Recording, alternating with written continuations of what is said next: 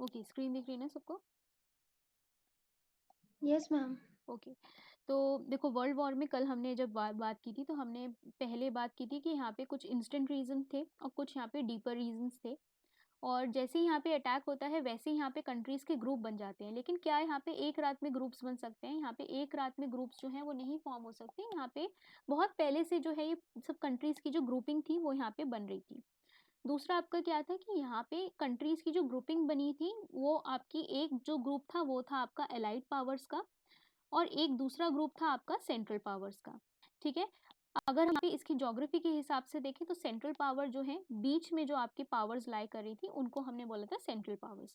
और in central powers के जो यहाँ पे राइट और लेफ्ट में थे वो यहाँ पे कौन से थे? अलाइड पावर्स थे। इन्होंने यहाँ पे स्पेसिफिकली क्या किया था? आपस में अलायंसेस बनाए थे। हमने देखा था कि यहाँ पे जो ब्रिटेन है और जो फ्रांस है वो आपस में लड़ते रहते थे, लेकिन उनका अफ्रीका में जो है वो अलायंस बन गया था।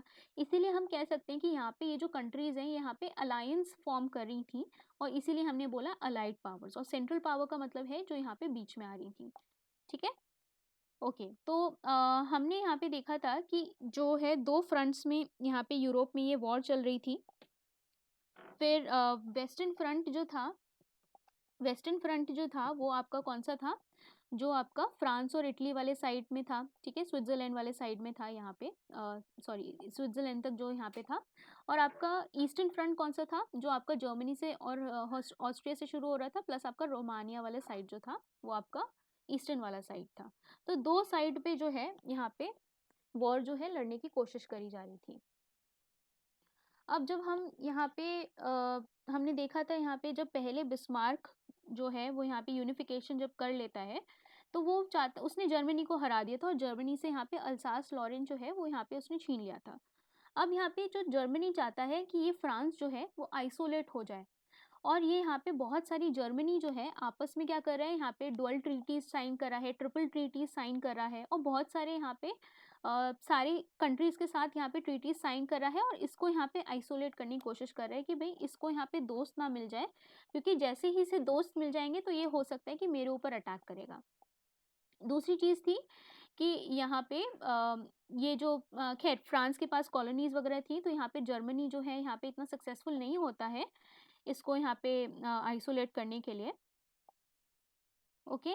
फिर हमने जो इमीडिएट कॉज देखा था कि यहाँ पे हमने देखा था कि जैसे ही यहाँ पे जो प्रिंस होता है फ्रांस फर्डिनेंड, जो कि आगे राजा बनना होता है, ये ऑस्ट्रिया का होता है, ये जैसे ही यहाँ पे सर्बिया में जाता है और सर्बिया में वहाँ पे जो रीबल्स होते हैं वो यहाँ पे वो इसको यहाँ पे मार देते हैं।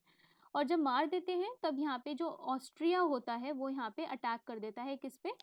वो अटैक कर देता है यहाँ पे सर्बिया पे। और जैसे ही सर्बिया पे अटैक होता है तो यहाँ पे इसका रशिया इसको फेवर करने लगता है, जर्मनी आ जाता है यहाँ पे ऑस्ट्रिया को फेवर करने के लिए। ठीक है। और फिर वैसे ही यहाँ पे अलाइंसेस जो हैं वो यहाँ पे फॉर्म हो जाएंगे। फिर हमने देखे थे कि यहाँ पे दो मेन अलाइंसेस जो हैं वो यहाँ पे बन रहे थे। कौन से बन रहे थे? एक आपका बन रहा था ट्रिपल अलायंस और एक बन रहा था ट्रिपल एंटिटी।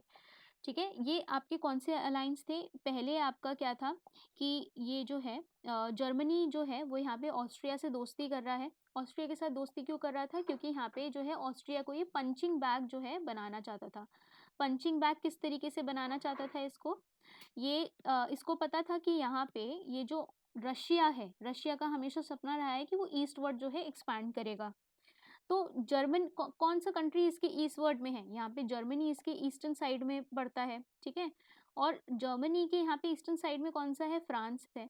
तो इसको यहाँ पे पता था कि यहाँ पे अगर मुझे ये रशिया जो है कभी ना कभी मेरे फ्यूचर में मेरे ऊपर अटैक करेगा है, क्योंकि यहाँ पे ईस्टर्न साइड में एक्सपैंड करना चाहता है। ठीक है। तो यहाँ पे जो यहाँ पे ऑस्ट्रिया और रशिया के बीच में जो यहाँ पे क्या हो रही थी, इन दोनों के बीच में यहाँ पे लड़ाई थी। हमने देखा था बल्कन क्राइसिस की वजह से, बल्कन अभी फिर से रिवाइज कराती हूँ कि क्या था। बल्कन क्राइसिस की वजह से यहाँ पे जो रशिया है और ऑस्ट्रिया के बीच में जो है वो लड़ाई चलती है। तो यहाँ पे जर्मनी को पता है कि इन दोनों में से हमें कोई चूज करना पड़ेगा, या तो हम रशिया पे करेंगे या तो हम ऑस्ट्रिया पे करेंगे। तो हम उसके लिए जर्मनी को लगा कि ऑस्ट्रिया मेरे लिए ज़्यादा फायदेमंद है।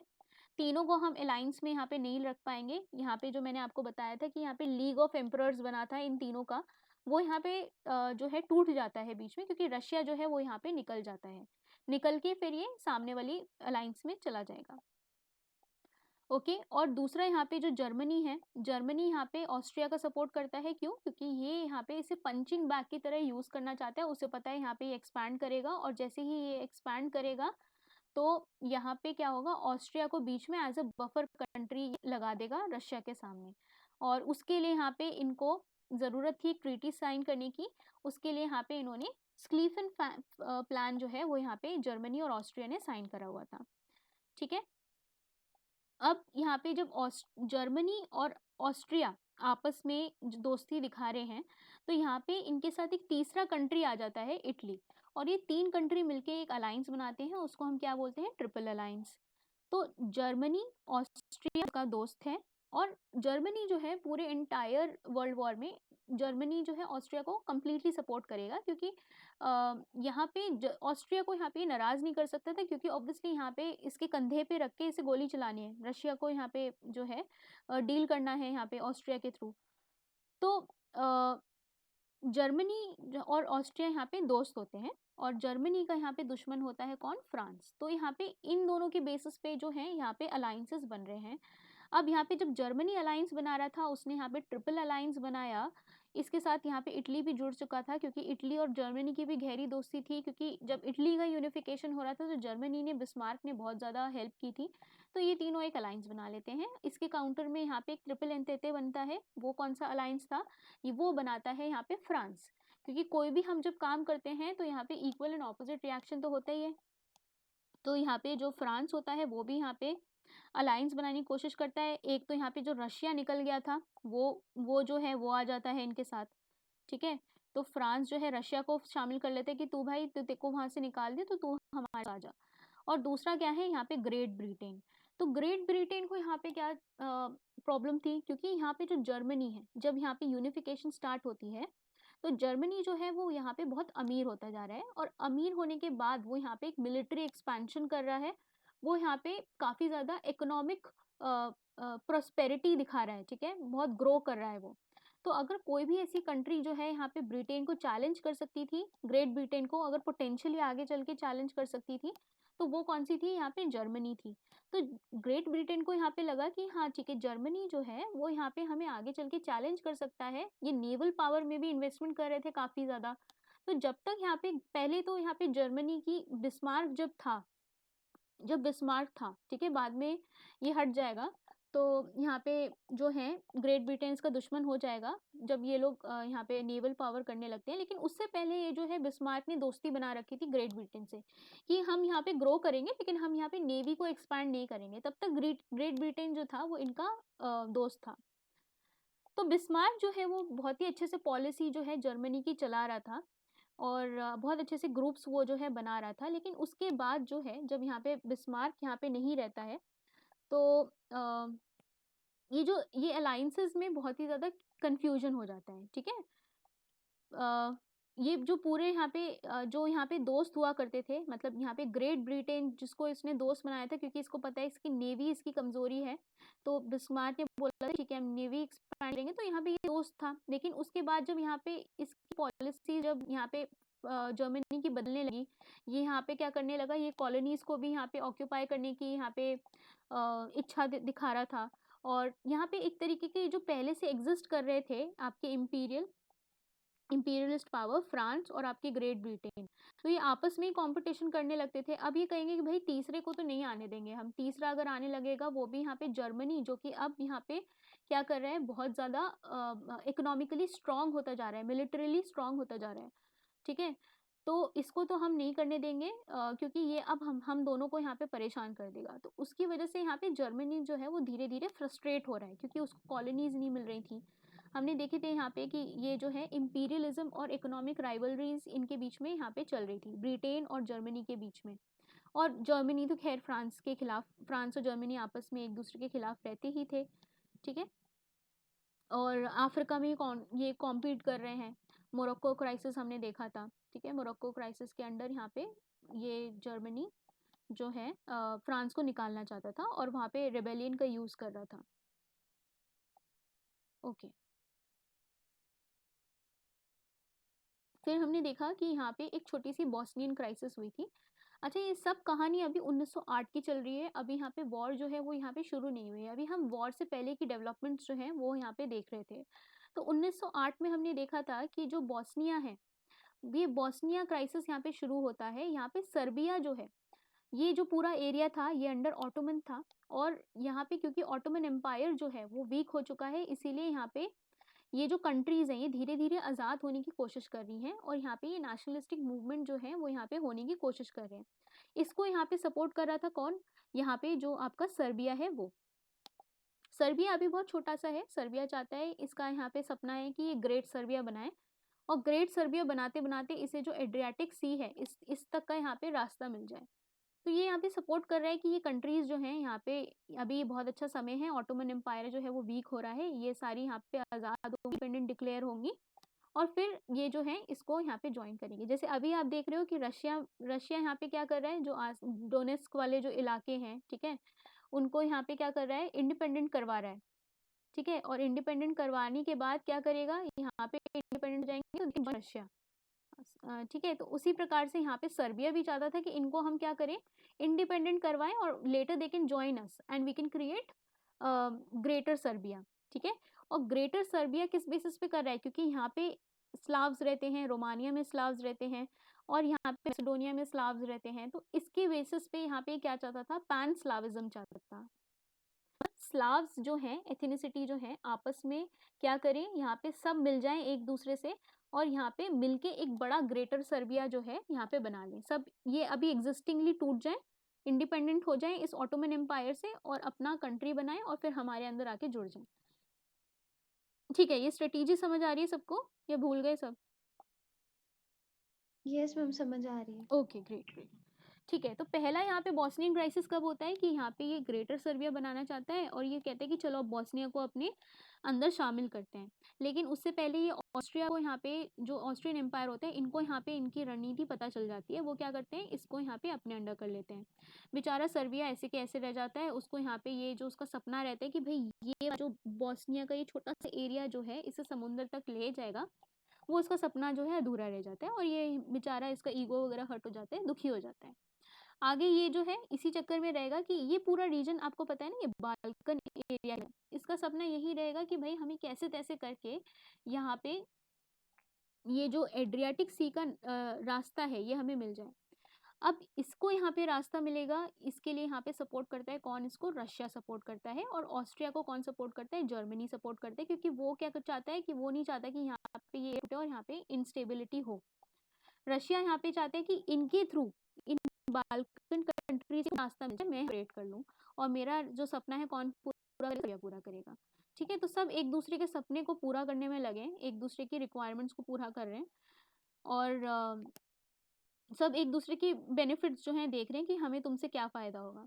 एनीवेज, इस पूरे चक्कर में कि एक दूसरे से बेनिफिट लेना, मेन राइवल्स हैं आपके फ्रांस और जर्मनी, उसके अलावा जो हैं परमानेंट दुश्मन रहेंगे। ठीक है, बाकी सब अलाइंसेस जो हैं यहाँ पे बनते जा रहे हैं।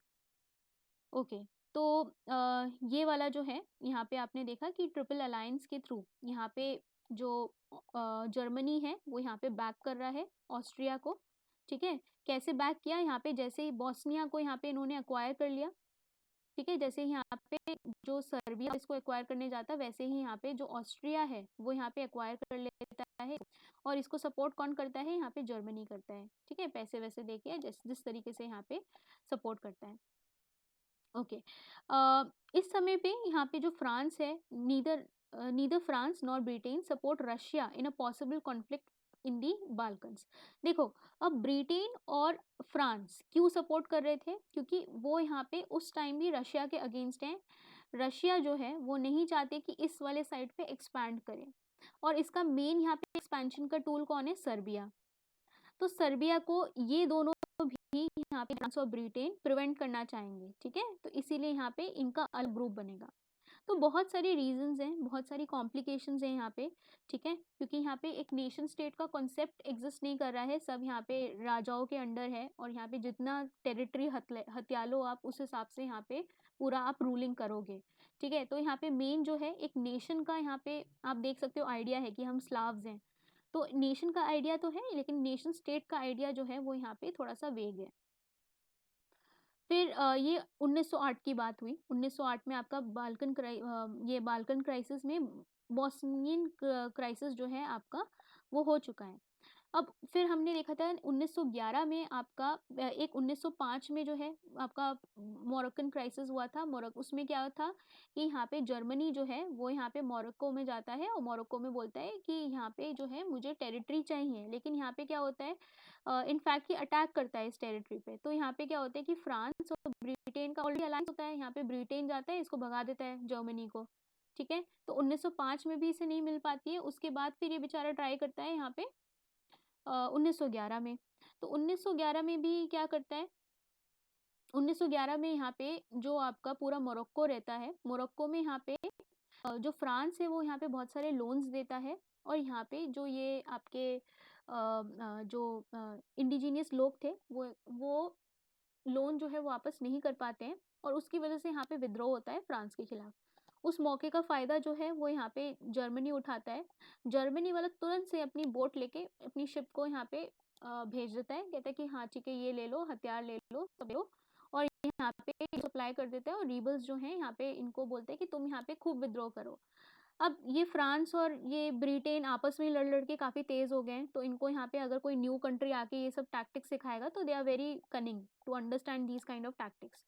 ये फिर भी यहाँ पे क्या करेंगे, कंबाइंडली यहाँ पे जो इन लोगों ने यहाँ पे टेरिटरी होल्ड कर रखी है, अफ्रीका में सब यहाँ पे मिल जाते थे ना, डार्क कॉन्टिनेंट था, तो यहाँ पे जर्मनी को ये भगा देते हैं, फिर से इसको हरा देते हैं, और यहाँ पे ट्रीटी ऑफ बर्लिन यहाँ पे जो है वो साइन हो जाती है, जिसकी वजह से ये अगादिर क्राइसिस जो है, अगादिर जगह थी जहाँ पे इसने शिप भेजी थी विलियम ने, केजर विलियम ने, और ये जो है यहाँ पे इसको भगा देते हैं और ट्रीटी ऑफ बर्लिन लगा लेते हैं। फिर से यहाँ पे जर्मनी का बहुत ज़्यादा ह्यूमिलिएशन हो जाता है और जर्मनी यहाँ पे नाराज़ हो जाता है। हमने देखा कि यहाँ पे जो जर्मनी है, फ्रांस को आइसोलेट करते करते खुद ही आइसोलेट जो है वो होने लगा था, और फ्रांस जो है ये तो भाई इसकी कॉलोनीज हैं, ये यहाँ पे खूब अच्छे से डेवलप कर रहा है। जर्मनी जो है, जर्मनी को यहाँ पे क्योंकि इसने यहाँ पे इकोनॉमिक डेवलपमेंट अपना छोड़ा, इसको सब यहाँ पे इसके यहाँ पे ब्रिटेन वगैरह सब यहाँ के विरोध में आने लगे थे कि भाई ये कौन सा कंट्री है जो हमें आके चैलेंज करने लगा है।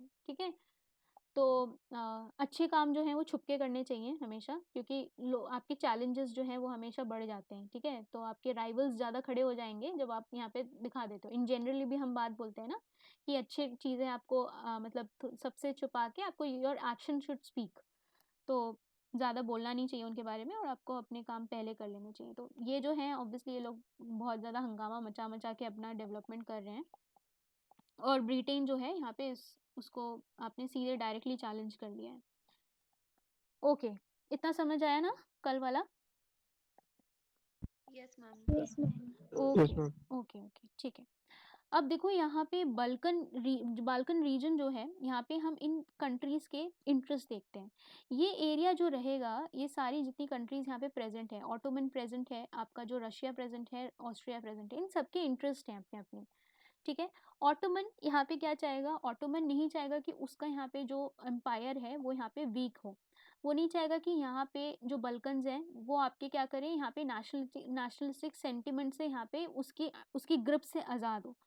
तो स्टेटस को मेंटेन करना वो यहाँ पे टर्किश चाहेंगे, ऑटोमन एम्पायर चाहेगा कि भाई इसी तरीके से हमारे अंडर रहे। तो इनका तो ये इंटरेस्ट रहेगा। रशिया को मैंने आपको बताया कि उसे यहाँ पे ट्रेड करना है। ऑस्ट्रिया हंगरी को मैंने आपको बताया कि उसको यहाँ पे क्या करना है, ये यहाँ पे मोनार्की है, वो नहीं चाहता कि यहाँ पे जो है मॉडर्न आइडियाज़ आएँ, तो वो मोनार्की को मेंटेन करना चाहता है। नेशनलिज्म का भावना जो है वो यहाँ पे ग्रो नहीं करना चाहते, क्योंकि उसकी कंट्री में जो है वो बहुत ज़्यादा डाइवर्सिटी है। तो वो सर्बिया में भी नहीं चाहता है, सर्बिया के आसपास, क्योंकि यहाँ पे डायरेक्टली ये लोग नेबर्स हैं। वो नहीं चाहता कि यहाँ पे भी सामने भी मेरे जो है नेशनलिज्म की भावना अगर आ गई तो मेरे अंदर भी मेरी कंट्री के लोगों में भी आने लगेगी। तो अपनी गद्दी को बचाने के लिए वो प्रिवेंट कर रहा है कि सर्बिया में आसपास के रीजन में जो है यहाँ पे नेशनलिज्म की भावना नहीं आए। ठीक है, ताकि मैं अपनी खुद की कंट्री को बचा पाऊँ। सर्बिया को आपको पता है कि उसका यहाँ पे एकदम सपना है कि उसको एक यहाँ पे एड्रियाटिक सी का वे मिल जाए और ग्रेटर सर्बिया जो है वो यहाँ बना ले। ये कंसोलिडेटेड है सबका बल्कन वाले वॉर का, ठीक है। ओके ओके, चलो अब हम यहाँ पे स्टार्ट करते हैं कि इससे पहले अभी 1913 में फर्स्ट बल्कन वॉर यहाँ पे क्या होती है, ठीक है। तो 1912 में आपका क्या हो रहा है कि एक बल्कन लीग का फॉर्मेशन होता है। हमने देखा कि ऑटोमन एम्पायर जो है वो यहाँ पे इनको कंट्रोल करने की कोशिश करेगा। उसके रेफरेंस में यहाँ पे क्या होगा, 1912 में सबसे पहले आपकी क्या बनेगी, एक बल्कन लीग बनेगी। बल्कन लीग में आपका कौन होगा, आपका सर्बिया होगा, ग्रीस होगा, मॉन्टेनेग्रो होगा, यहाँ पे ये जो मॉन्टेनेग्रो है ये आपका होगा, ठीक है, और बल्गेरिया होगा। ये सारी जो कंट्रीज होंगी आपस में एक लीग बना लेंगी और ये इनका मुकाबला किससे होगा, टर्की से होगा, क्योंकि ये जो है ओवर आज़ाद होना चाहते हैं, ठीक है। अब सर्बिया जो है ये यहाँ पे अल्बानिया का हिस्सा चाहता था, ठीक है। अल्बानिया का हिस्सा आप देख रहे हो, ये वाला जो हिस्सा है। अब 1905 में आपका जो था वो तो आपका अधूरा रह गया था इनका सपना कि भाई ये वाला एरिया जो है हमें मिल जाए, वो तो इनका नहीं हो पाया था, ठीक है। लेकिन अब ये यहाँ पे नेक्स्ट क्या करेंगे, यहाँ पे अल्बानिया को पाने की कोशिश करेंगे। और लेकिन यहाँ पे कौन अपोज करेगा,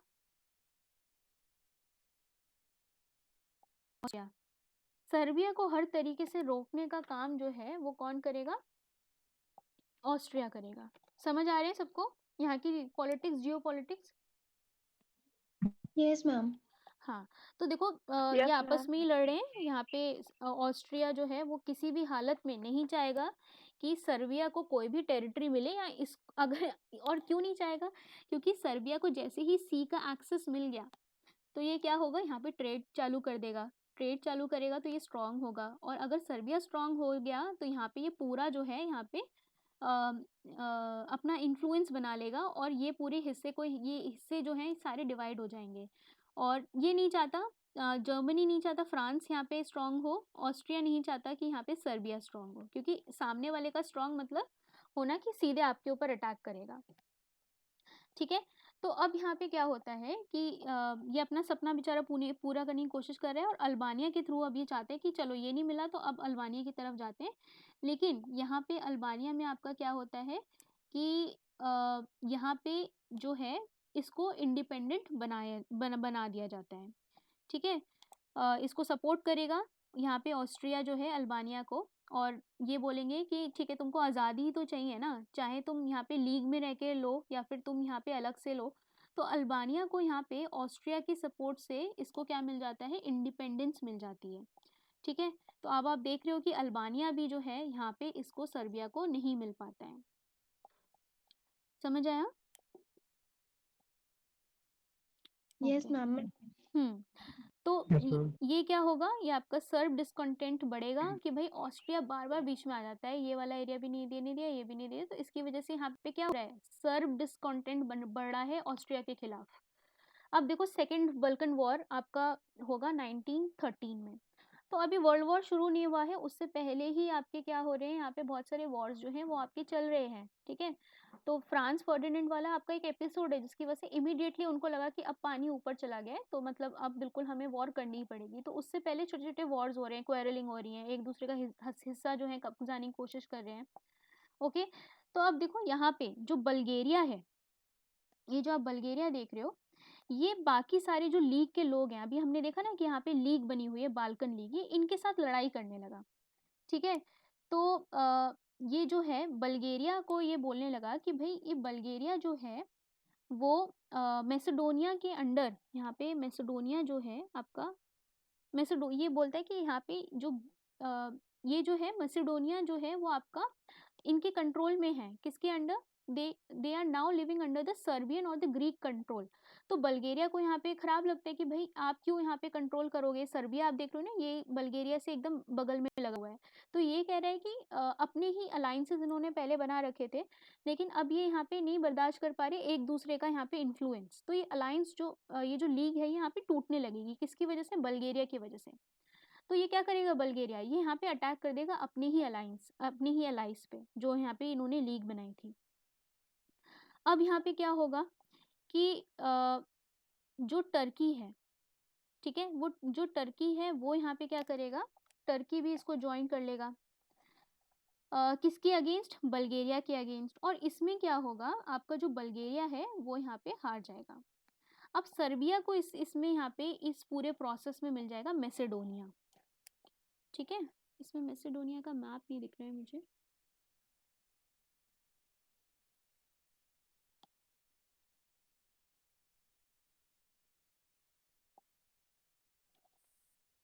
मैसेडोनिया का इसमें मैप नहीं दिख रहा है, ठीक है। एनीवेज यहाँ पे जो है पूरा ये जो पूरा कॉन्फ्लिक्ट होगा, ये जो लीग है वो टूटने लगेगी 1913 में। और इसका यहाँ पे जो प्रोसेस रहेगा ये रहेगा कि ये जो सर्बिया का इतना पुराना जो सपना था, ठीक है, कि भाई हमें यहाँ पे समुद्र का जो रास्ता है वो चाहिए, वो इन्हें मिल जाएगा, ठीक है। तो यहाँ पे इसको मैसेडोनिया जो है वो यहाँ पे इसी के आसपास है, इधर कहीं है या इधर कहीं है, मुझे याद नहीं आ रहा वैसे कि कहाँ पे है, इसी के आसपास है, ठीक है। तो यहाँ पे ये मैसेडोनिया इनको मिल जाता है, और मैसेडोनिया, ये है मैसेडोनिया, सॉरी ये वाला, और ये मैसेडोनिया सर्बिया के अंडर आ जाता है, और इन्हें सी एक्सेस मिल जाता है, ठीक है। भले ही इस साइड से यहाँ पे मिला है, लेकिन इनको सी साइड से एक्सेस मिल जाता है। अच्छा, जब इसको यहाँ पे सी साइड का एक्सेस मिल जाएगा तो किसको चिंता होगी, सर्बिया को अगर सी का एक्सेस मिल जाएगा तो ऑस्ट्रिया को यहाँ पे जो है वो यहाँ पे चिंता हो जाएगी, ठीक है। तो आप देख रहे हो यहाँ पे ऑस्ट्रिया अब यहाँ पे अलार्म मोड में आ जाएगा कि भाई अगर सर्बिया को यहाँ पे हिस्सा मिल गया है तो यहाँ पे जो सर्बिया है वो यहाँ पे स्ट्रांग होने लगेगा, जो कि हमारे लिए नेशनल सिक्योरिटी के लिए डायरेक्ट खतरा है, ठीक है। नेशनल सिक्योरिटी अभी कंटेम्प्रेरी वर्ड है, लेकिन उस समय उनके लिए मतलब आप समझ सकते हो उसमें। ओके, तो यहाँ पे क्या करेगा, ये जो है सीधे सीधे इसके ऊपर अटैक करेगा, ठीक है। अब मतलब यहाँ पे अटैक करेगा क्यों, ऑस्ट्रिया को यहाँ पे बहाना चाहिए था, जैसे ही इसको ये वाला एरिया मिला था ना मैसेडोनिया वाला, वैसे ही ऑस्ट्रिया को बहाना चाहिए था कि बस हम किसी तरीके से यहाँ पे कोई बात हमें मिले और हम सर्बिया पे अटैक करें। सर्बिया जो है वो यहाँ पे बहाना दे देता है, क्या करके, यहाँ पे फ्रांस फर्डिनेंड की हत्या करके। अब यहाँ पे बेचारा जो यहाँ पे रूल कर रहा है, यहाँ पे जो सर्बिया में रूल कर रहा है, उसने तो नहीं मारा है, यहाँ पे जो रीबल्स होते हैं वो मार देते हैं यहाँ पे ऑस्ट्रिया का जो राजा आ रहा था। तो सर्बिया कहता भी है ऑस्ट्रिया से, कहता है कि हमने थोड़ी यहाँ पे मारा है, हम तो खुद ही परेशान हैं, इतने सारे जो हमारे कंट्री में रीबल्स हैं उन्होंने तुम्हारे प्रिंस को मारा है, फ्रांस फर्डिनेंड को। तो लेकिन ऑस्ट्रिया क्या सुनेगा इसको, नहीं, क्योंकि उसको तो अटैक करने का बहाना चाहिए, समझ रहे हो आप। तो हाँ, उसको बहाना चाहिए ऑस्ट्रिया को कि मैं किसी तरीके से यहाँ पे सर्बिया पे अटैक करूँ, इसको कमज़ोर बनाऊँ, क्योंकि अब ये इसको इतनी टेरिटरी मिल तो गई है तो हमें इसे वीक बनाना बहुत ज़रूरी है। तो ये यहाँ पे जो होगा पूरा, यहाँ पे असासिनेशन इसका, फर्डिनेंड का आर्च ड्यूक जो होता है इसका पूरा असासिनेशन कर दिया जाता है, ठीक है। साराजीवो यहाँ पे जो होता है, साराजीवो में, और किसके द्वारा करा जाता है, Serbian terrorist organisation black hand के द्वारा जो है करा जाता है। ये किसके द्वारा करा जाता है, गैब्रिलो प्रिंसिप के थ्रू यहाँ पे जो है पूरा अटैक ये करा जाता है, ठीक है। तो अब इसके बाद क्या होगा, ऑस्ट्रिया यहाँ पे डायरेक्ट वॉर जो है यहाँ पे डिक्लेयर कर देगा। रशिया जो है वो डिफेंड करेगा सर्बिया को, क्योंकि ये एलाई है। और जैसे ही यहाँ पे सर्बिया को डिफेंड करेगा, वैसे ही जर्मनी जो है वो यहाँ पे किसके साथ यहाँ पे वॉर डिक्लेयर कर देगा, रशिया के साथ यहाँ पे वॉर डिक्लेयर कर देगा। किस लिए, यहाँ पे ऑस्ट्रिया को प्रोटेक्ट करने के लिए। तो यहाँ पे ये चार तरफा जो है अलायंस बन गया। किस तरीके का, यहाँ पे रशिया जो आ रहा है, रशिया आ रहा है सर्बिया को प्रोटेक्ट करने के लिए, ठीक है। अब यहाँ पे कौन था, ऑस्ट्रिया था, ऑस्ट्रिया जो थे, ऑस्ट्रिया को यहाँ पे कौन यहाँ पे अलाय था इसका, जर्मनी था। तो जर्मनी जो है यहाँ पे इसके ऊपर वॉर बोल देगा, रशिया के ऊपर, ठीक है। तो दो दो ग्रुप में हो गए, जर्मनी और ऑस्ट्रिया वर्सेस रशिया। ये अभी ये फिलहाल के जो ग्रुप्स हैं वो आपके बन गए। ओके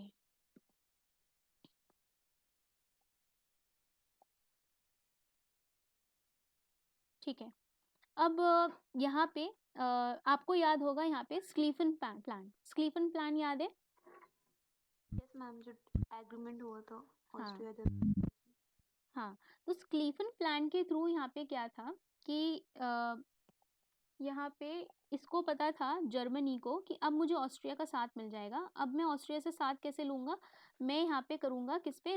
राइट, अपने लेफ्ट साइड फ्रांस पे अटैक। ठीक है, अब समय आ गया है कि यहाँ पे मुझे जो है बफर बनाना पड़ेगा, और बफर बनाने के लिए यहाँ पे मैं लगाऊंगा ऑस्ट्रिया को, और यहाँ पे रशिया जो है मुझ पे अटैक नहीं कर पाएगा। ठीक है, तो ऑस्ट्रिया को यूज़ करने का टाइम आ गया। ये वाला जो प्लान इन्होंने प्रिपेयर किया था आपस में, जो यहाँ पे साइन करके, इसको यहाँ पे इन्वोक करने का समय आ गया है। तो वॉर तो अब शुरू हो ही गई है। तो वॉर जब शुरू हो गई है तो यहाँ पे जर्मनी अटैक कर देगा किस पे? एक तो रशिया के साथ इसने वॉर कर रखी थी, लेकिन अब यहाँ पे ये डायरेक्टली किस पे अटैक कर रहा है? यहाँ पे फ्रांस पे अटैक करेगा। लेकिन यहाँ पे ये एक बहुत बड़ी गड़बड़ी करते हैं। ये यहाँ पे डायरेक्टली नहीं जाते हैं, ये बेल्जियम होते हुए जाते हैं। ठीक है, अगर हम मैप देखें यहाँ पे,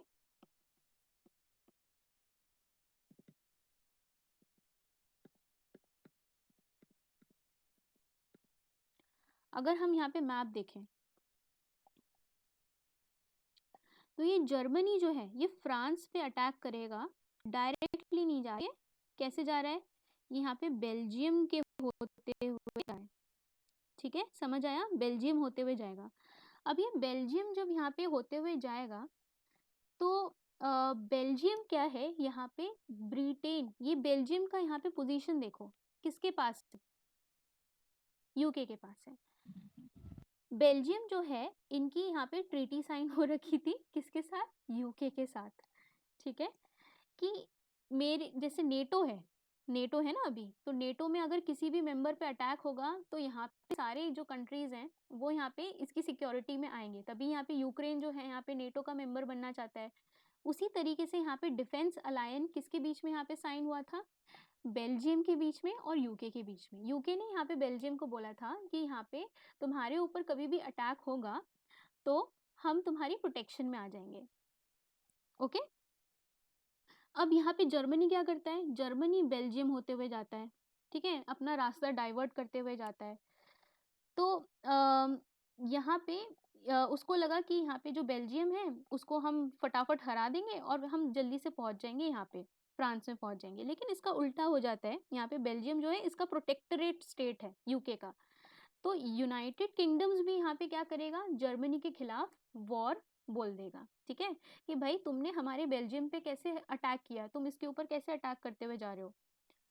ओके, प्लान तो इनका ये था कि फ्रांस में जाएंगे, लेकिन यहाँ पे इनको लगा कि बेल्जियम को फटाफट हराएंगे और फ्रांस में पहुंच जाएंगे, और जो है ये जो प्लान है वो पूरा फेल हो जाता है। ठीक है, इसके लिए यहाँ पे एक ट्रीटी होती है, ट्रीटी ऑफ 1839। यहाँ पे यूनाइटेड किंगडम और जो है ये ट्रीटी ऑफ 89 के तहत यहाँ पे बंधे हुए थे। ठीक है, तो अब ये समझ आया, यहाँ पे जो यूके है वो भी कूद जाएगा।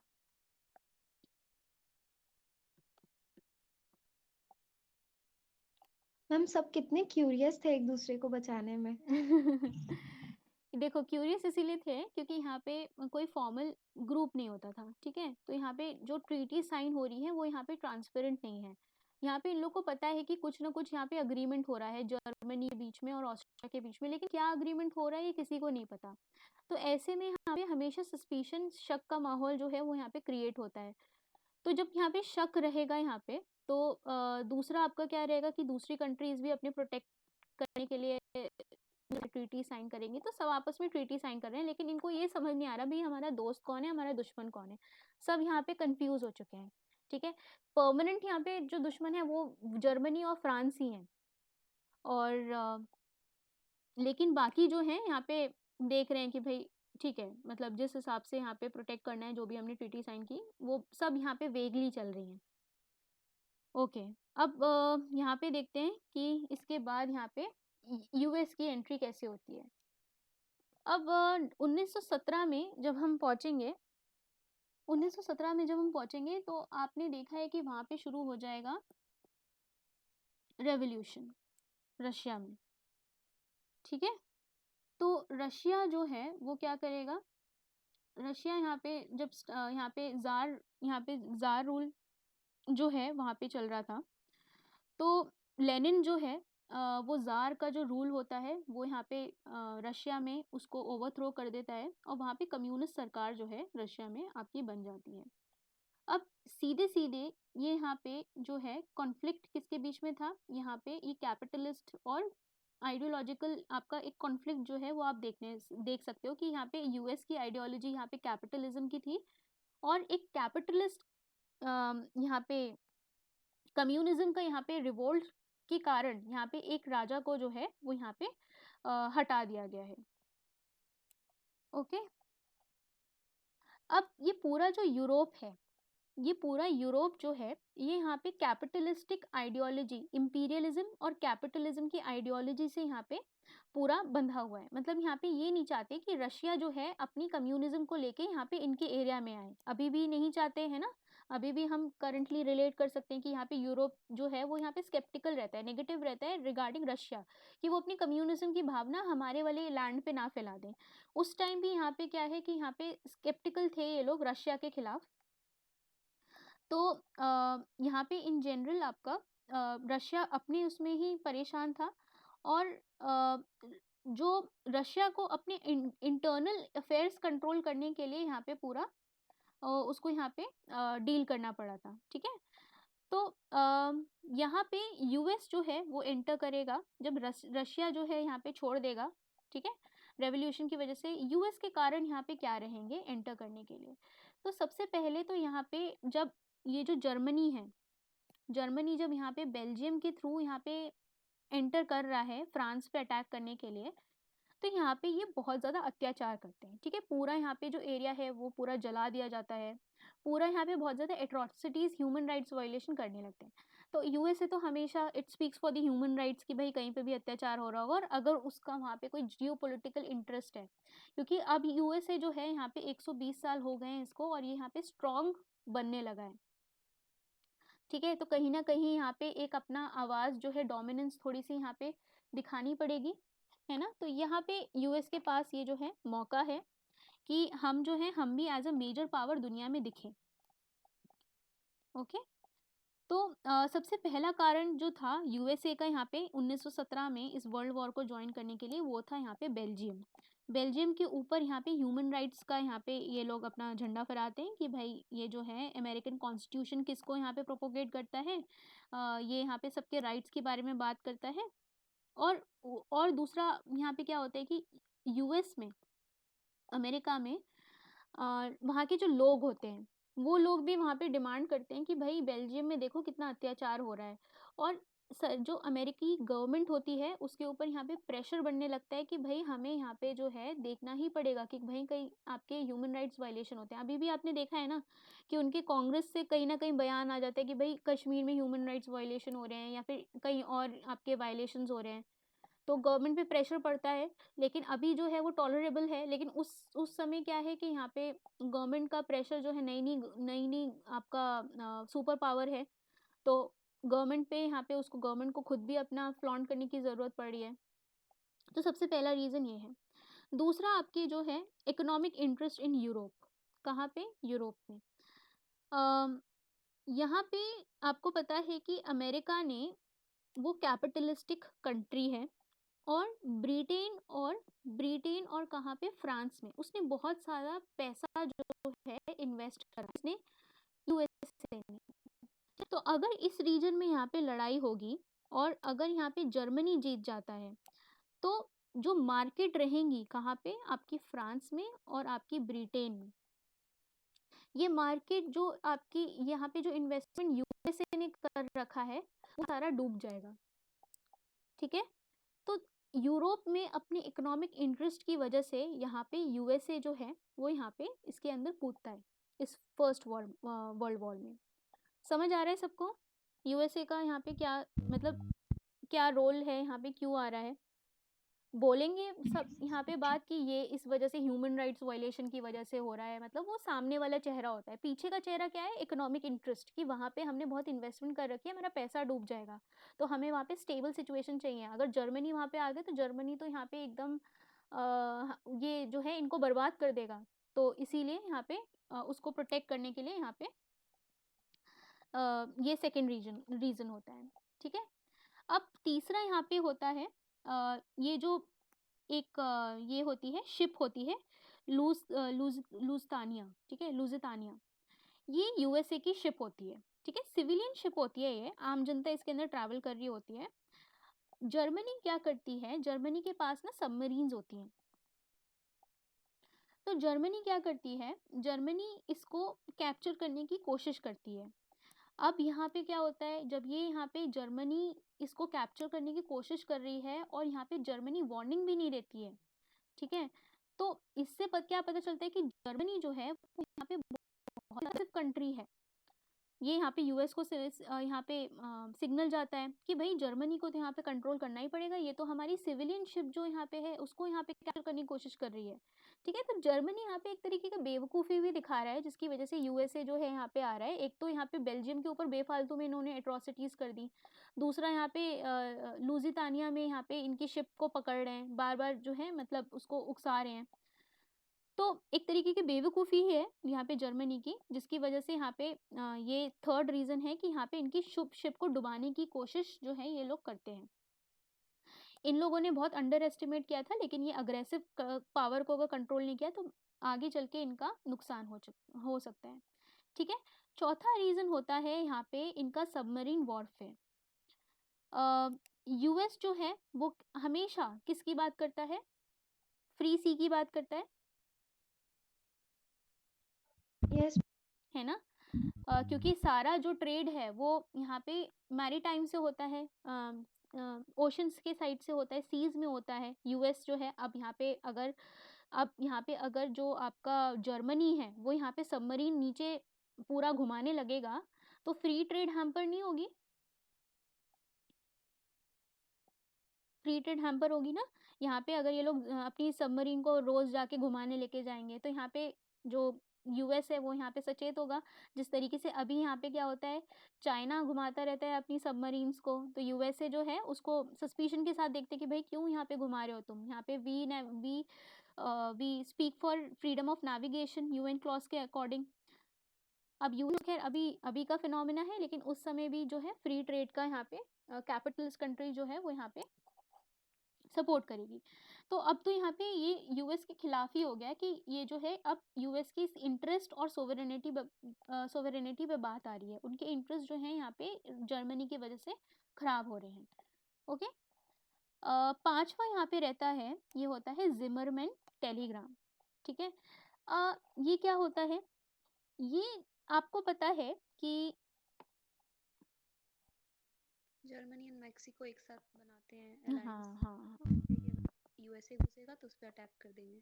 बिल्कुल, ये बड़ी सी खतरनाक सी चीज़ होती है जिसकी वजह से ये जो यूएस होता है वो यहाँ पे काफ़ी अलर्ट हो जाता है। ये है आपका अमेरिका, नीचे आपका क्या है, मैक्सिको, ठीक है, और जर्मनी कहाँ है, यहाँ पे है जर्मनी। ये जर्मनी क्या करता है, ये जिमरमैन जो है जिमरमैन बंदा होता है, ठीक है, वो यहाँ पे एक टेलीग्राम भेजता है मेक्सिको में। ठीक है, यहाँ पे ये टेलीग्राम में क्या लिखता है कि हम तुमको यहाँ पे मिलिट्री सपोर्ट प्रोवाइड करेंगे। किसको, मेक्सिको को मिलिट्री सपोर्ट यहाँ पे प्रोवाइड करेंगे, और तुम क्या करो इस कॉन्टिनेंट में, जैसे कि यहाँ पे सर्बिया जो है यहाँ पे पूरे कॉन्टिनेंट में रीजन में यहाँ पे क्या कर रहा था, यहाँ पे जो है यहाँ पे स्टेबिलिटी को यहाँ पे इनस्टेबिलिटी फैला रहा था। उसी तरीके से यहाँ पे जर्मनी जो है मेक्सिको में कहता है कि भाई इसको यहाँ पे थोड़ा सा एरिया को डिस्टर्ब करो। ठीक है, तो इसकी वजह से क्या होगा, यहाँ पे अमेरिका जो है वो यहाँ पे इसका इन्फ्लुएंस जो है कम होगा कॉन्टिनेंट पे, ये पूरा कॉन्टिनेंट भी डिस्टर्ब रहेगा।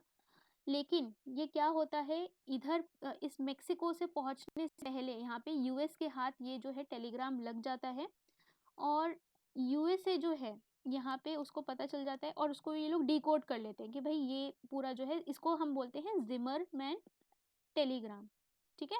यूएस के हाथ में ये लग जाता है। अब यहाँ पर जिमरमैन टेलीग्राम से इनको पता चलता है कि भाई ये जर्मनी तो भाई बहुत ही पागल है, ये तो अब तो हमारी इकोनॉमिक इंटरेस्ट को तो हैम्पर कर ही रहा है अपनी सबमरीन से, हमारी सिविलियन शिप को भी डुबा रहे हैं, ठीक है। हमारी सोवरेनिटी, हमारे जो बगल में आपका मेक्सिको है उसको भी यहाँ पे कह रहे हैं कि तुम यहाँ पे दंगे भड़काओ। तो अब यहाँ पे ये ज़रूरी हो गया है यूएसए के लिए कि भाई वो इस युद्ध में जो है उसको कूदना ही पड़ेगा और जर्मनी को किसी ना किसी तरीके से यहाँ पे हराना ही पड़ेगा, ठीक है। मैम वो लोग डिकोड कैसे किए होंगे? पता नहीं उन्होंने कैसे डिकोड किया था, इसमें इसके बारे में जिमरमैन टेलीग्राम के बारे में पढ़ना, मैं भूल गई हूँ, उसके बारे में बहुत पहले पढ़ा था मैंने। नंबर लिखा हुआ रहता था, हम्म। रैंडम कोई भी नंबर मतलब लिखा हुआ था, पता नहीं वो लोग क्या सोच के लिखे थे। हाँ, लेकिन उन्होंने डिकोड कर लिया था इसको। इसके इसके ऊपर बहुत सारा लिटरेचर है, मतलब आप पढ़ सकते हो उसके बारे में, मैं बिल्कुल भूल गई, मैंने बहुत पहले ये सब पढ़ा था, ठीक है। और मैं बता दूंगी, वरना कल बता दूंगी जिमरमैन पढ़ के। ओके, ठीक है, इतना समझ आया सबको कि यहाँ पे यूएसए जो है 1917 में क्यों एंटर करेगा?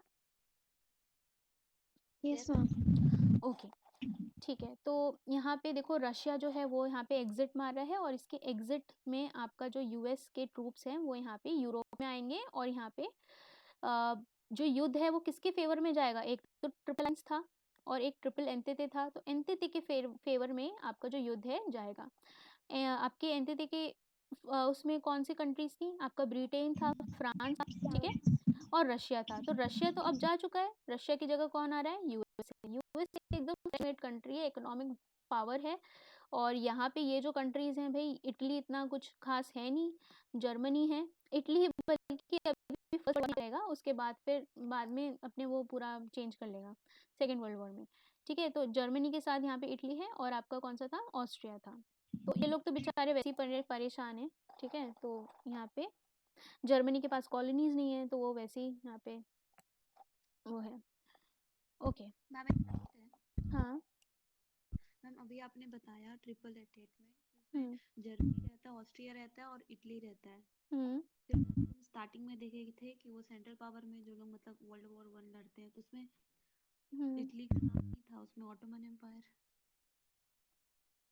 उसमें जब हम शुरू में सेंट्रल पावर्स देखते हैं यहाँ पे,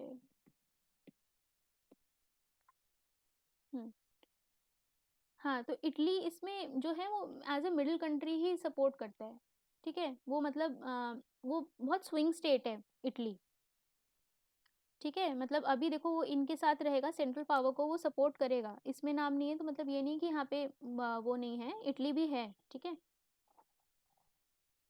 और फिर ये बाद में जाके दूसरे ग्रुप को ज्वाइन कर लेगा, बहुत ही स्विंग स्टेट है।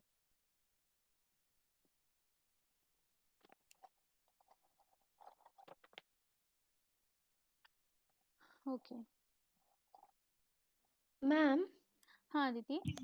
मैम उस टाइम क्या ऐसा कंट्रीज अपने पीपल के बारे में नहीं सोचती थी कि ये वॉर होगा तो उसमें कितनी डैमेजेस होंगी, कैसे मतलब इतने सारे लोग मर जाएंगे और ऐसा ऐसा, इसके क्या क्या कॉन्सिक्वेंसेस होंगे, नेगेटिव और पॉजिटिव तो कुछ होंगे ही नहीं। ह्यूमन राइट्स का कॉन्सेप्ट ये बाद में ही आया है दीदी, ये जब यूएसए जब आया है ना, तब मतलब कुछ तो अच्छी चीज़ें हुई हैं यूएसए के आने में, वर्ल्ड ऑर्डर ज़्यादा स्टेबल रहता है। अगर यही अब यहाँ पे चाइना इसको रिप्लेस कर देगा तो वर्ल्ड ऑर्डर बहुत ज़्यादा डिफिकल्ट हो जाएगा, क्योंकि जो चाइना है वो बहुत ही अलग तरीके का यहाँ पे कंट्रोल चाहता है। अपनी कंट्री पे भी हमने देखा था किस तरीके से, कितनी डेस्परेशन के साथ कंट्रोल करता है, कितने सारे रेवोल्यूशन, कल्चरल रेवोल्यूशन वगैरह हमने देखे थे। वन चाइना पॉलिसी है, अब यहाँ पे जो है यहाँ पे ज़बरदस्ती मल्टीपल बच्चे चाहिए तो वहाँ पे लोन दिए जा रहे हैं, ठीक है। तो बहुत ही डिटर्मिनेशन के साथ यहाँ पे, बहुत ही स्ट्रॉन्ग हैंड के साथ आपका जो चाइना है वो यहाँ पे कंट्रोल करता है, एक डाइवर्सिटी की रिस्पेक्ट नहीं करता है, किसी की रिलीजन की रिस्पेक्ट नहीं करता। तो आप सोचो कि यहाँ पे चाइना तो बहुत ही वर्स्ट केस में हो जाएगा अगर यहाँ पे चाइना ने ओवर पावर कर लिया यूएसए को। यूएसए कितना भी आप कहो कि ठीक है उसकी हेजेमनी है और वो पेरोकियल है, लेकिन यूएसए के राज में फिर भी आपकी ह्यूमन राइट्स की बात होती है, लेकिन ठीक है वहाँ पे उनके इंटरेस्ट ज़्यादा रहते हैं, लेकिन फिर भी वर्ल्ड ऑर्डर फिर भी बेटर है।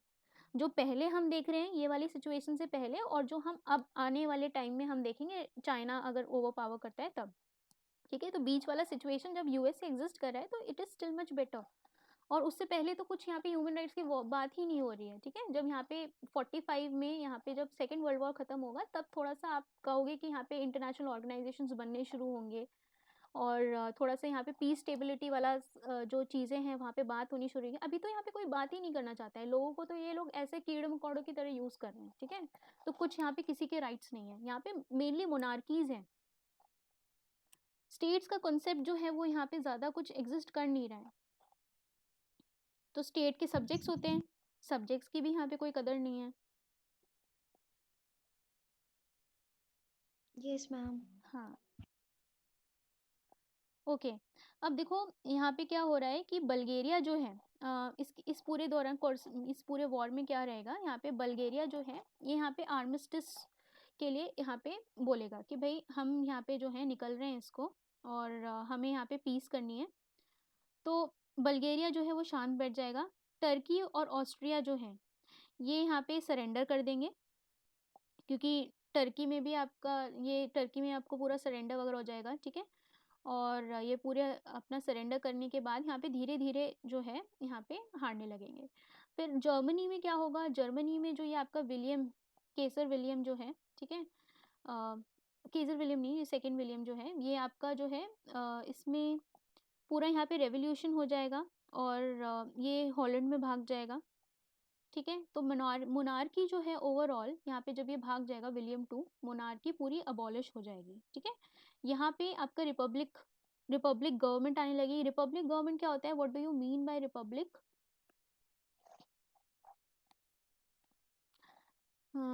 Republic, India is a republic, मतलब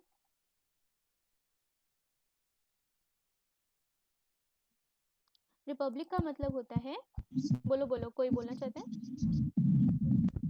गणतंत्र। है?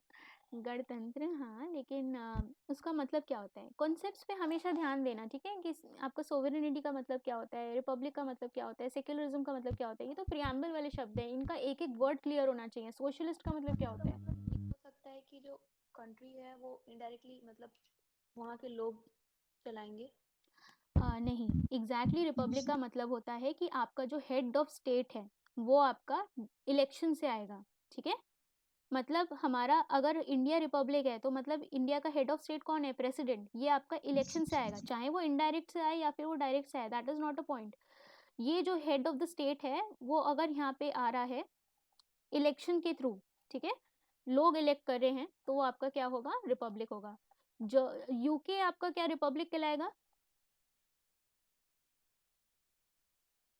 यूके आपका रिपब्लिक नहीं होगा, क्योंकि वहाँ पे जो हेड ऑफ स्टेट है कौन है, मैम वहाँ पे तो मोनार्की होती है ना, उनके मोनार्की है। बाद हाँ, तो देखो आज़ादी वहाँ पे भी है, तो आज़ादी के बेसिस पे हम रिपब्लिक की बात नहीं करते हैं। जो हमारा जो हेड है हमारी स्टेट का, वो अगर उसके ऊपर डिपेंड करता है कि वो इलेक्टेड है या फिर उसको यहाँ पे नॉमिनेट किया है यहाँ पे लोगों ने, या वो मोनार्की है, उसके बेसिस पे हमारा रिपब्लिक कहलाएगा, ठीक है। ऐसे तो फिर यहाँ पे जो चाइना है वो भी यहाँ पे रिपब्लिक अपने आप को क्लेम करता है कि पीपल्स रिपब्लिक ऑफ चाइना, क्योंकि यहाँ पे उनके जो इलेक्शंस होते हैं वो इलेक्शंस उनके हालांकि वो जो है पूरा यहाँ पे नीचे वाले लोग को इलेक्ट करते हैं, पार्टी वाले लोगों को, फिर पार्टी से है बहुत ऊपर वहाँ पे इलेक्शंस, मतलब इनडायरेक्टली यहाँ पे सब इलेक्ट होते जाते हैं पूरी लेयर्स में, और फिर जाके यहाँ पे शी जिनपिंग जो है इनडायरेक्टली क्लेम करते हैं कि भाई हमारा जो है इलेक्शन हुआ है, ठीक है।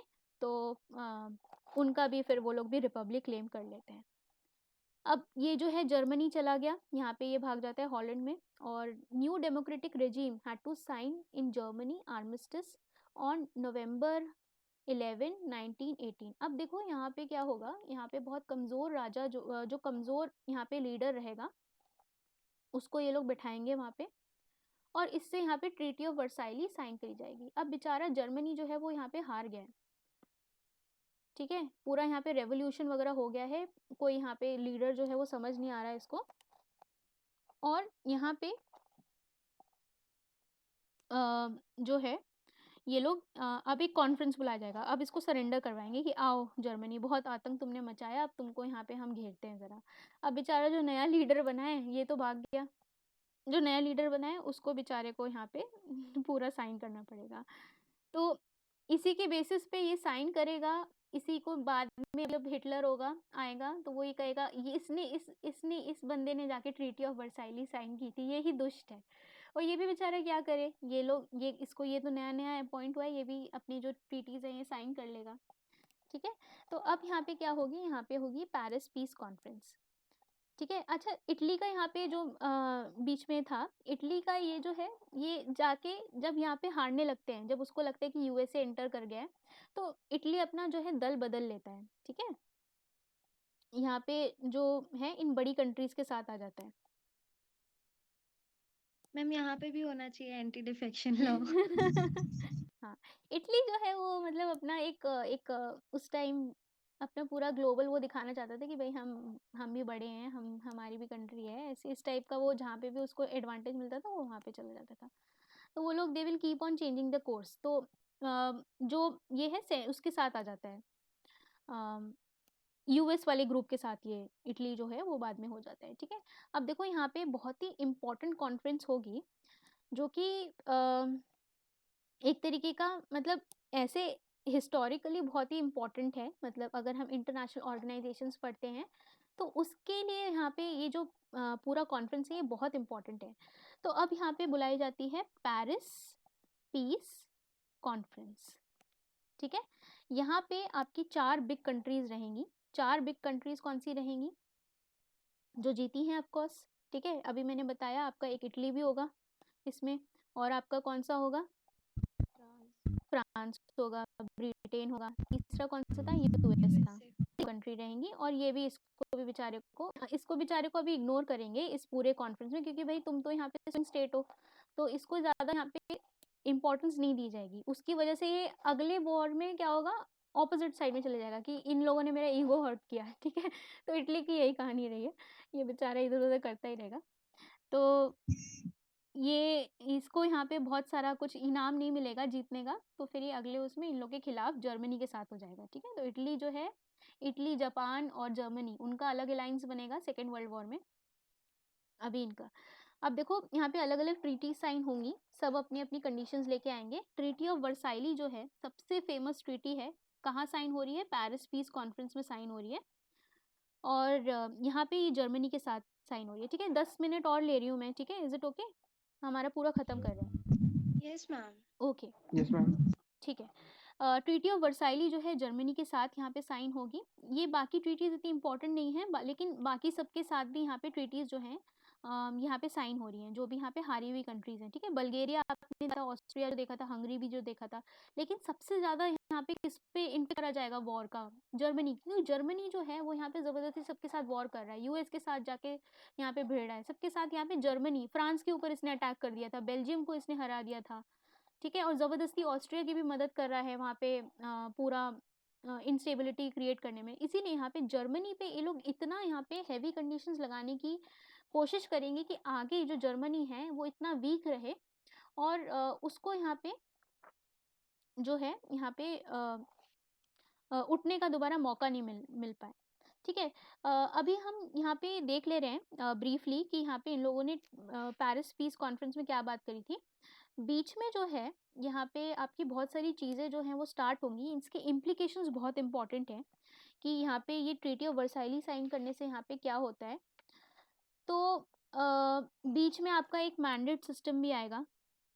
ठीक है, मैंडेट सिस्टम में क्या होगा, ऑटोमन्स आपको पता है कि हारे हुए हैं, ऑटोमन्स हारे हुए हैं, तो ऑटोमन के अंडर जो है इजराइल वाला सिस्टम, इजराइल जो है ये पूरा एरिया जो है वो आता था। ठीक है, तो ये पूरा इजराइल वाला जो एरिया है यहाँ पे एक ट्रीटी यहाँ पे जो है साइन करी जाएगी, और ये पूरा एरिया जो है ऐसे स्केल से ये लोग डिवाइड कर लेंगे सारी। और किसके अंडर करेंगे, यहाँ पे मैंडेट सिस्टम के अंडर करेंगे। मैंडेट क्या होता था, ऐसा एरिया जिसको अब यहाँ पे ये जो आपका बाल्कन वाला एरिया हमने जो फ्री कराया, और भी बहुत सारे एरियाज फ्री कराए, इनको यहाँ पे मेजर कंट्रीज क्या करेंगे, यहाँ पे बांट लेंगी। बांटने के लिए इनके मैंडेट्स बना देंगी, मतलब इनके ग्रुप्स बना लेंगी। और वो जो है ग्रुप का यहाँ पे कोई ना कोई जैसे कि आपको याद है कि यहाँ पे ऑस्ट्रिया को पूरा यहाँ पे कॉन्फेडरेशन ऑफ राइन का जिम्मेदारी दी गई थी, वैसे ही अब ये मैंडेट्स बनेंगे, इनको इनके ऊपर यहाँ पे कोई भी इन चारों में से कोई कंट्री रहेगी जो इसकी जिम्मेदारी देखेगी। वैसे ही एक मैंडेट यहाँ पे होता है ब्रिटेन के अंडर जाता है।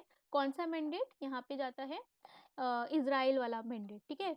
तो वो लोग उसमें ये जितने भी यहाँ पे केओस जो क्रिएट हो रहे हैं, ये मैंडेट सिस्टम भी बहुत बड़ा रीजन है जिसकी वजह से यहाँ पे आपके बाउंड्री इश्यूज बहुत सारे क्रिएट होंगे। तो मतलब ये पेरिस पीस कॉन्फ्रेंस जो है यहाँ पे एक तरीके का बहुत ज़्यादा आगे का कॉन्फ्लिक्ट्स को बर्थ दे रहा है, ठीक है। ओके, इम्पैक्ट हम इसके कल देखेंगे कि इम्पैक्ट इसके क्या होते हैं। आई गेस इसका ये पूरा आज हो नहीं पाएगा।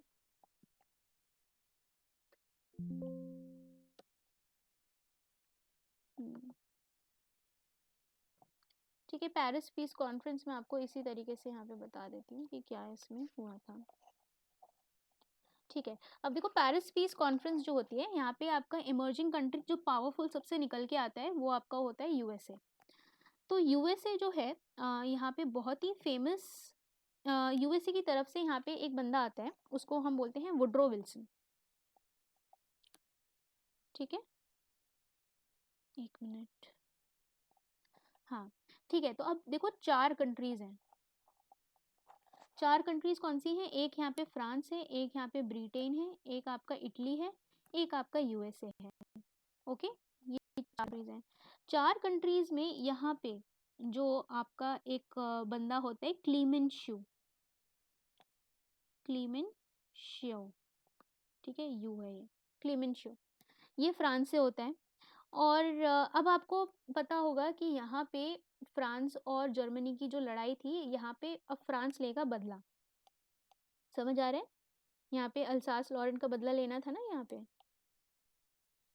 Yes ma'am. तो जितना भी यहाँ पे ट्रीटी ऑफ वर्साइलिस जो इसको बहुत मुश्किल बनाने का काम जो होगा वो यहाँ पे फ्रांस करेगा। कि सबसे ज़्यादा यहाँ पे अगर किसी से आपको मॉनेटरी लॉस अगर किसी का कराना है तो जर्मनी का कराना है, और फ्रांस जो है पूरे बदले की भावना में होता है जैसे ये वॉर ख़त्म होती है। तो ये लोग कोई मौका नहीं छोड़ेंगे जर्मनी को ह्यूमिलिएट करने का, ठीक है। ये चाहेंगे कि जर्मनी के ऊपर एक गिल्ट क्लॉज जो है वो यहाँ पे डाला जाए, ठीक है। गिल्ट क्लॉज की बात होती है ये। गिल्ट क्लॉज में यहाँ पे इसको जर्मनी को यहाँ पे रिस्पॉन्सिबल माना जाता है कि आप जो है इसके लिए इस पूरे युद्ध के लिए, वर्ल्ड वॉर 1 के लिए आप यहाँ पे रिस्पॉन्सिबल हो, और आप ही हो, ठीक है। यहाँ पे ना रशिया रिस्पॉन्सिबल है, ना यहाँ पे बल्गेरिया रिस्पॉन्सिबल है, ना ऑटोमन्स रिस्पॉन्सिबल है, आप ही यहाँ पे रिस्पॉन्सिबल हो। दूसरा, यहाँ पे एक एरिया होता है कि अब आपको हमें जो है एक अमाउंट आपको देना पड़ेगा। अमाउंट ये लोग इस ट्रीटी ऑफ वर्साइली पढ़ना, ठीक है। ट्रीटी ऑफ वर्साइली में बहुत ही मुश्किल कंडीशंस हैं कि ये लोग आर्मी नहीं रख सकते, ठीक है, आर्मी नहीं रख सकते। प्लस यहाँ पे कोल का एरिया इसका ले लेते हैं जर्मनी का, ठीक है। कोल का एक एरिया होता है जार, जार करके एरिया होता है, रूर एक एरिया होता है। वो सारे जो एरियाज होते हैं वो यहाँ पे फ्रांस ले लेता है जर्मनी से, ठीक है, मतलब छीन ही लेते हैं। और अल्सास लॉरेन तो है वो तो खैर छीना ही जाता है, ये सार वाला एरिया भी जो है वो यहाँ पे छीन लिया जाता है, ठीक है। तो मतलब पूरी कोशिश करी जा रही है कि यहाँ पे जर्मनी को गरीब बनाया जाए। यहाँ पे बोलते हैं कि डीमिलिटराइज करो, डीमिलिटराइजेशन की यहाँ पे कोशिश करी जाती है कि अपनी आर्मी को हटाओ, और इसका यहाँ पे आर्मी को रिस्ट्रिक्ट करा जाता है, ठीक है। और ये जो जार वाला एरिया है 15 साल के लिए आ जाता है फ्रांस के अंडर।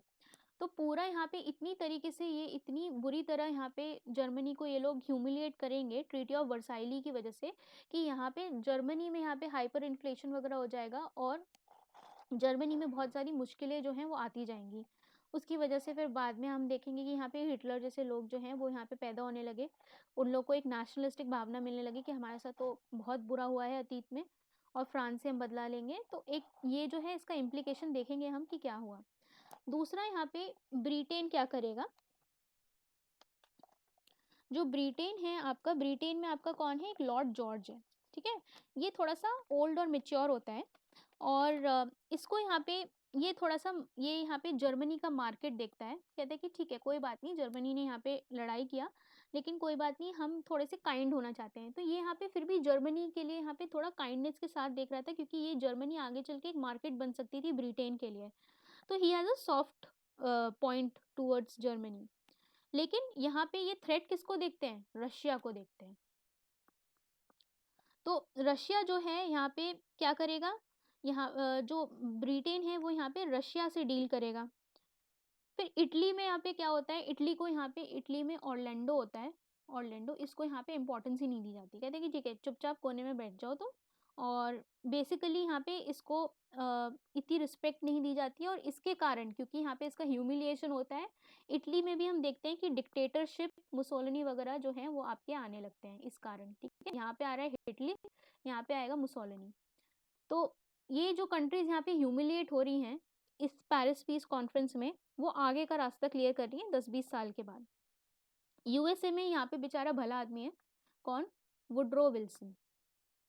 वुड्रो विल्सन नहीं यूएस के अपने आइडियाज़ लेके आएगा कि भाई इक्वल ट्रीटमेंट होना चाहिए। आप पढ़ना इसका 14 पॉइंट्स विकिपीडिया करके देख सकते हो, वैसे मैं बता भी सकती हूँ, लेकिन वहाँ पे क्या है कि ये बोलेगा कि सीक्रेट ट्रीटी अब साइन नहीं होगी। ठीक है, वुड्रो विल्सन आएगा, पूरी आइडियल दुनिया का यहाँ पे ऑर्डर बनाने की कोशिश करेंगे, कहेगा कि यहाँ पे सारी लड़ाई जो जड़ है वो सीक्रेट ट्रीटीज़ है, तो सीक्रेट ट्रीटीज़ मत साइन करो। ये बोलेगा कि लीग ऑफ नेशन बनाओ, ठीक है, ताकि हम सारी एक दूसरे की प्रॉब्लम्स सुन पाएँ। डिसआर्मामेंट करो, ठीक है, कॉलोनियल एडजस्टमेंट यहाँ पे जो है उनका यहाँ पे आप करो, और प्लस यहाँ पे अल्सास लॉरेन जो है यहाँ पे बोलेगा कि ठीक है फ्रांस को दे दो, वो उसका एरिया था। और ये सब यहाँ पे आइडियल बातें करेगा, फ्रीडम ऑफ नेविगेशन की बातें करेगा, ठीक है। लेकिन यहाँ पे वुड्रो विल्सन को कोई सुनता नहीं है। इनफैक्ट इसका यहाँ पे ये लीग ऑफ नेशन यहाँ पे बनाने की जो बात होती है, ये भी यहाँ पे क्या होता है, यूएसए खूब बातें करते हैं कि भाई लीग ऑफ नेशन क्या है। लीग ऑफ नेशन यहाँ पे यूनाइटेड नेशन से पहले की बॉडी है। ओके, लीग ऑफ नेशन जो है यूनाइटेड नेशन से पहले बना हुआ है, यूनाइटेड नेशंस जैसा ही है, और इसको यहाँ पे कौन आइडिया में लाएगा? यूएसए लाएगा। लेकिन यूएसए खुद ही लीग ऑफ नेशन को ज्वाइन नहीं करता है। ठीक है, तो ये होती है इनकी कहानी। तो ये जो है वुड्रो विल्सन को यहाँ पे सीरियसली नहीं लिया जाता है। अब यहाँ पे इटली में डिक्टेटरशिप आएगी, यहाँ पे डिक्टेटरशिप आएगी, और फिर से यहाँ पे जो है वर्ल्ड वॉर, यहाँ पे जर्मनी में बहुत ज़्यादा इकोनॉमिक डिफ़िकल्टी होगी। और देखते हैं आगे चल के यहाँ पे जो था सॉफ्ट था जर्मनी के लिए, ये यहाँ पे अपीज़ करने की कोशिश करेगा हिटलर को। ठीक है, आगे जो है यहाँ पे देखते हैं अब सेकेंड वर्ल्ड वॉर में क्या होता है, इनकी आगे की कहानी। यूएसए में अगर आप कहो कि क्यों यहाँ पे लीग ऑफ नेशन ज्वाइन नहीं किया, यूएसए ने खुद ही यहाँ पे आइडिया प्रपोज किया था। आइडिया तो बहुत अच्छा था वुड्रो विल्सन का, लेकिन वो खुद यहाँ पे ज्वाइन नहीं कर पाते क्योंकि उनकी जो कांग्रेस होती है वो यहाँ पे मना कर देती है रैटिफाई करने से। ठीक है, तो रैटिफाई नहीं हो पाते हैं, उनकी खुद की कंट्री जो है उसको नहीं मना पाते हैं लीग ऑफ नेशन के लिए, और इसीलिए जब वो खुद अपनी कंट्री में नहीं बना पाएंगे तो वो दूसरों को क्या बना पाएंगे। इवेंचुअली लीग ऑफ नेशन तो बन जाता है, लेकिन लीग ऑफ नेशन बहुत वीक ऑर्गेनाइजेशन बनता है क्योंकि वहाँ पे यूएसए नहीं है। ओके, समझ आया सबको? Yes ma'am. मैम